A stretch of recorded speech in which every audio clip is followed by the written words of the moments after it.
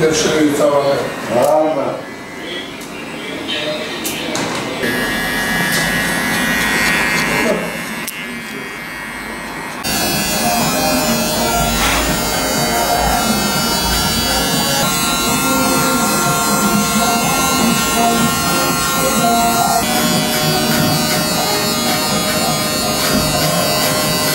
Bu bir hafta bizim için çok bunaltıcı geçiyor. Hem müşteriler hem kendi açımızdan.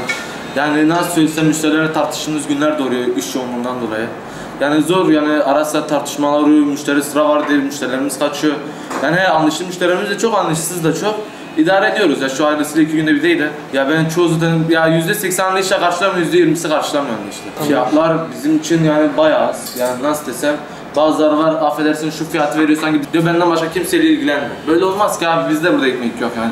Adamla 1 saat tıraş ediyor, adam parasını götürüne para veriyor, bize de bir şey. Hepsinin Kurban Bayramı kutlu olsun. Büyüklerimin ellerinden, küçüklerimin gözlerinden öperim. 30 yıldır bu dükkandayım, iş yerindeyim. Ustamız vardı, ustalarımız vardı. Sağ olsunlar bu mesleği öğrendik. Allah razı olsun. Devam ettiriyoruz şu an. Sağ olsun kardeşlerim, arkadaşlarım tabii ki geliyorlar, randevu almaya çalışıyorlar. Ve bildiğimiz üzere bayramlarda yoğunluk oluyor. Arefe olmadan da oluyor daha öncelerinden. Ama Arefe günleri daha yoğun oluyor. Sağ olsunlar bir şekilde iletişime geçip tıraşlarını yapıyoruz. Büyük sorunlardan bir tanesi zaten eleman sorunu. Bu sadece bizim meslek için değil, tüm meslekler için geçerli.